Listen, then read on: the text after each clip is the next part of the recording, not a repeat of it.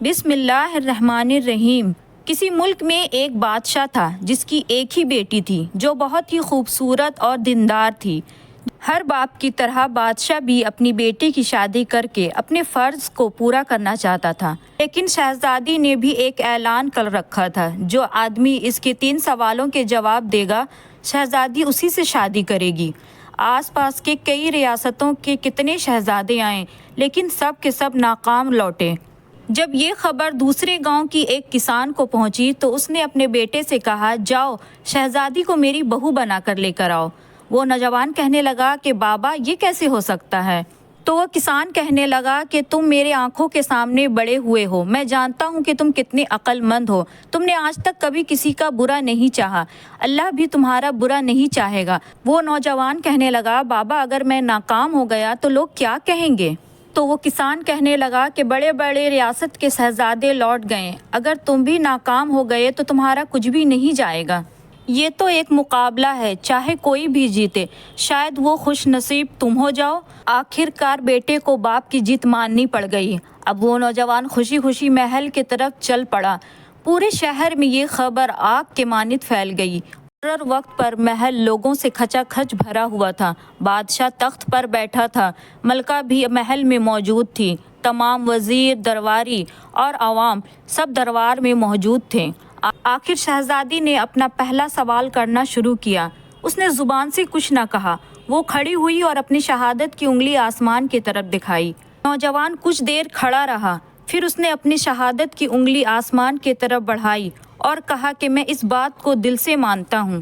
یہ دیکھ کر شہزادی مسکرا کر بولی، شاباش نوجوان، تم نے اس مرحلے کو پورا کر لیا۔ دوسرے سوال کے لیے شہزادی پھرتی سے اٹھی اور ہاتھ میں تلوار لے کر ہوا میں چلانے لگی، اور کچھ دیر بعد وہ دوبارہ اپنی جگہ پر آ کر بیٹھ گئی۔ بادشاہ سمیت ہر درباری کی نظر اس نوجوان پر تھی۔ نوجوان کھڑا ہوا اور اپنی جیب سے قلم نکال کر فضا میں بلند کر دی۔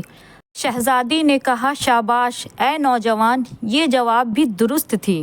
ملکہ کی آواز سن کر دربار میں مبارک ہو کی آواز گونجنے لگی۔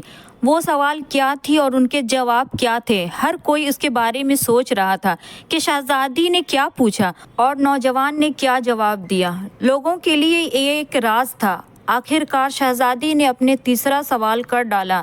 وہ تیزی سے نیچے اتری اور چاروں طرف محل کے چکر لگانے لگی اور جا کر اپنی جگہ پر بیٹھ گئی۔ یہ سوال بہت ہی عجیب و غریب تھا، ہر طرف خاموشی تھی اور لوگوں کی سانسیں رکی ہوئی تھی۔ آخر کار وہ نوجوان کھڑا ہوا اور دل پر ہاتھ رکھ کر شہزادی کی طرف دیکھنے لگا۔ پورے دربار میں مرحبا مرحبا، نوجوان مبارک ہو، ملکہ عالیہ کی آواز کے ساتھ پورے محل میں گونجنے لگی۔ شہزادی نے کہا کہ تمہارا تیسرا جواب بھی بالکل صحیح تھا۔ یہ کہہ کر شہزادی اپنے محل کے اندرونی کمرے میں چلی گئی اور محل مبارکباد کی آواز سے گونج اٹھا۔ لوگ خوشی سے جھوم رہے تھے۔ وہ نوجوان دل ہی دل میں اللہ کا شکر ادا کر رہا تھا۔ بادشاہ نے نوجوان سے پوچھا، اے نوجوان، ملکہ عالیہ کو تم نے مطمئن کر دیا، اب یہ بتاؤ کہ تم سے کیا پوچھا گیا تھا اور تم نے کیا جواب دیا؟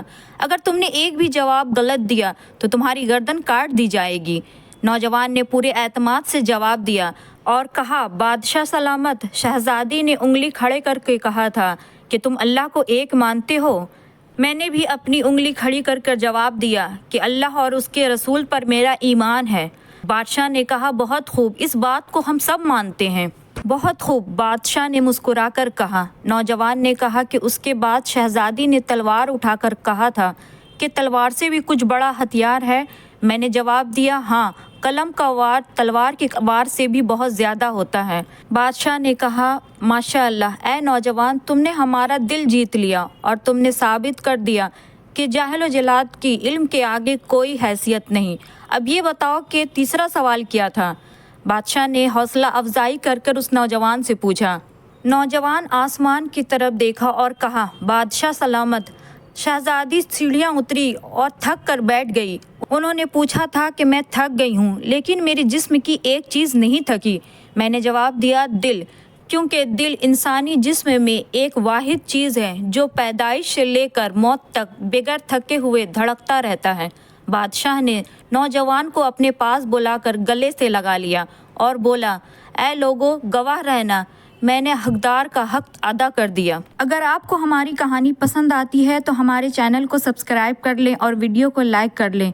کامنٹ باکس میں اپنی رائے ضرور دیں۔ ملتے ہیں ایک اور نئی کہانی کے ساتھ۔ اللہ حافظ۔